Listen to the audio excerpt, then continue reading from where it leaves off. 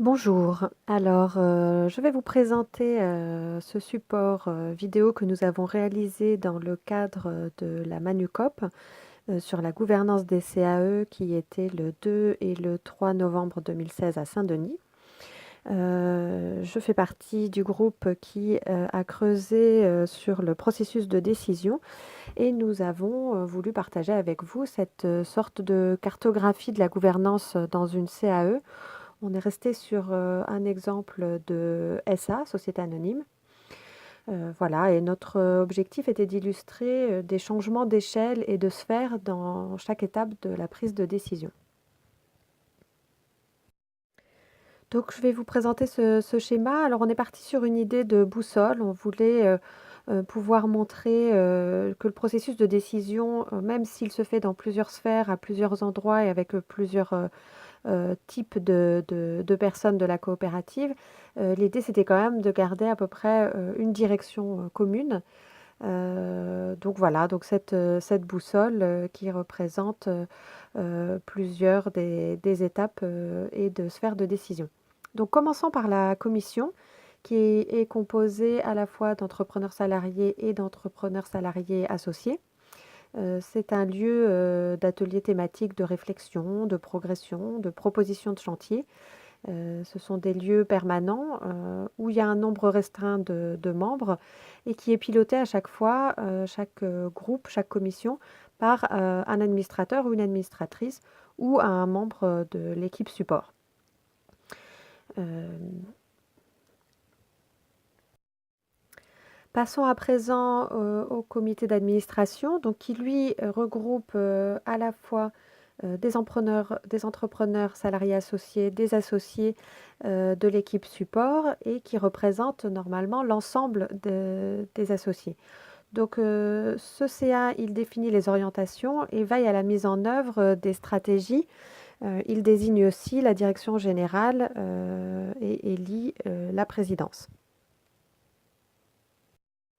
En ce qui concerne les séminaires, donc les séminaires, suivant les cas, hein, sont ouverts soit aux entrepreneurs salariés associés, soit éventuellement à tout le monde dans la coopérative, ce qui peut être mieux.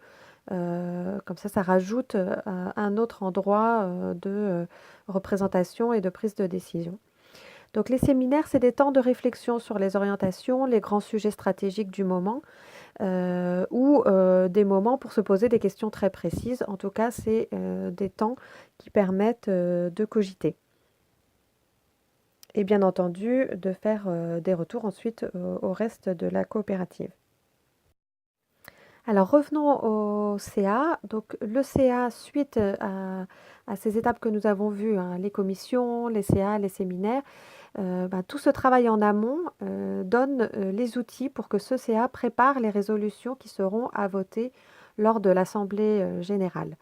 Le CA, normalement, n'est pas censé être déconnecté en entier de toutes ces autres sphères où on peut réfléchir à de nombreux sujets à propos de la coopérative.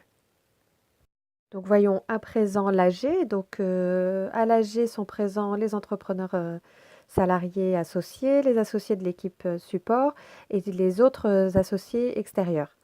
Donc lors de l'AG, on élit effectivement le CA, on approuve les comptes, le rapport moral, on fixe les orientations générales de la coopérative et on vote les résolutions dont on vient de parler juste dans la diapositive d'avant, donc qui auront été présentées par le CA. Suite à l'AG, il y a un autre CA qui est programmé et qui va reprendre les décisions votées et les propositions ou les idées issues des débats et faire une sorte de synthèse, prioriser et lancer leur mise en œuvre ou leur renforcement, puisque ça peut aussi être des fois justement l'occasion de renforcer le temps de travail ou l'investissement qui va être consacré à un thème plutôt qu'un autre. Abordons maintenant les instances représentatives du personnel, IRP, et aussi le CHSCT, qui est le comité d'hygiène de sécurité des conditions de travail.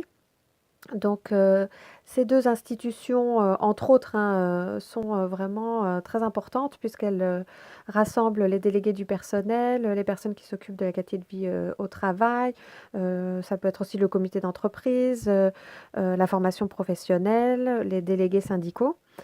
Ces instances donc ont une mission de veille, de négociation et de représentation de l'ensemble, des salariés et on peut aborder à la fois des sujets d'ergonomie, de sécurité, de santé, d'égalité professionnelle, de qualité de vie au travail, mais aussi, heu, confrontations ou de problèmes qui peuvent y avoir, dans la coopérative.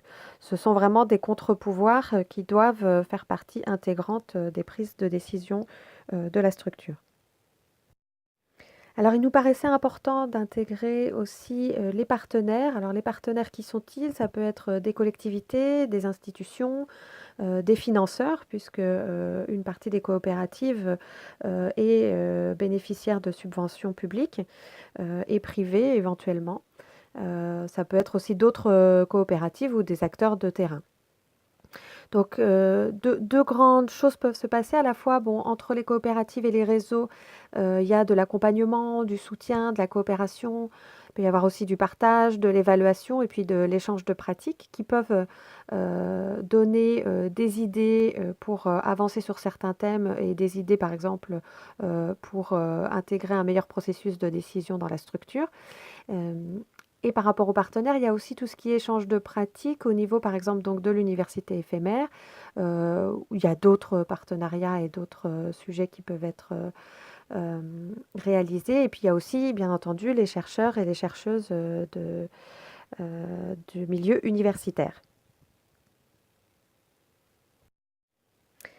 Alors effectivement, là, on revient aux commissions puisque, ce qu'on voulait vous montrer dans cette, petite vidéo, c'était, l'idée, qu'il y ait, que ce soit un peu cyclique donc, bon, tout ça est très schématisé, très simplifié, bien entendu, mais, c'était pour, attirer l'attention sur l'importance du fait de passer par toutes, ces étapes, toutes ces structures, et tous ces niveaux de prise de décision, montrent bien que, normalement tout le monde, à sa place dans, le fait de se positionner, de donner des idées, de se battre sur une thématique, de faire avancer, certains sujets.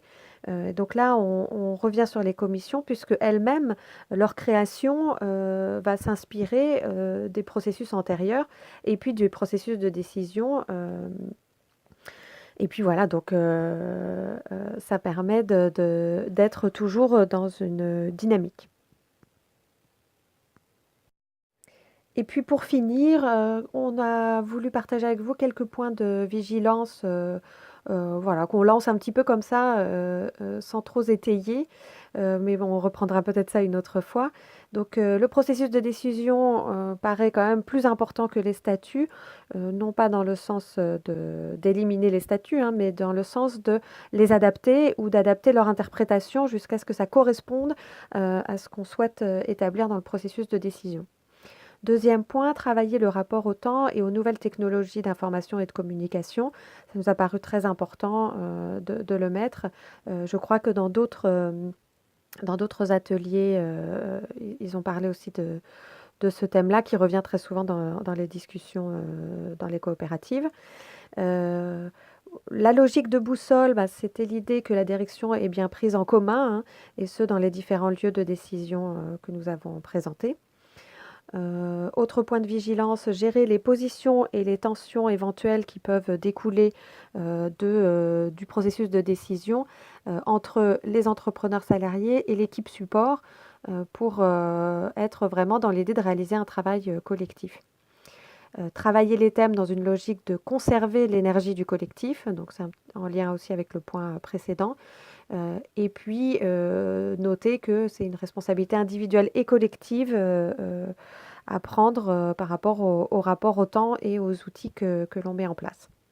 Voilà, bon, j'espère que ce petit travail, vous aura, inspiré. En tout cas, merci d'avoir, regardé cette vidéo. Au revoir.